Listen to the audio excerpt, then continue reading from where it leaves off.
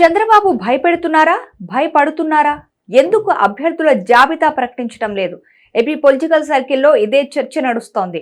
రాష్ట్ర వ్యాప్తంగా జగన్ పెద్ద ఎత్తున అభ్యర్థులను మార్చుతున్నారు. ఇప్పటి వరకు 3 జాబితాలను ప్రకటించారు. 53 మంది అభ్యర్థులను మార్చారు. ఈ జాబితా 80కి దాటుతుందని ప్రచారం జరుగుతోంది. అయితే ఆ స్థాయిలో టీడీపీ అభ్యర్థుల ప్రకటన రాకపోవడంతో రకరకాల చర్చ నడుస్తోంది.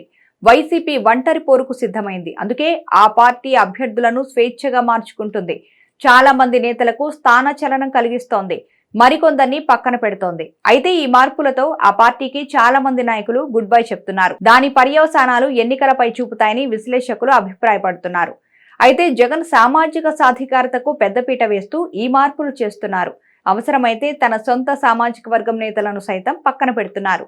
ఎస్సీ, ఎస్టీ, బీసీ అభ్యర్థులకు పెద్దపీట వేస్తున్నారు. ఎన్నికల్లో ఈ ఫార్ములా విజయవంతమవుతుందని ఆశిస్తున్నారు.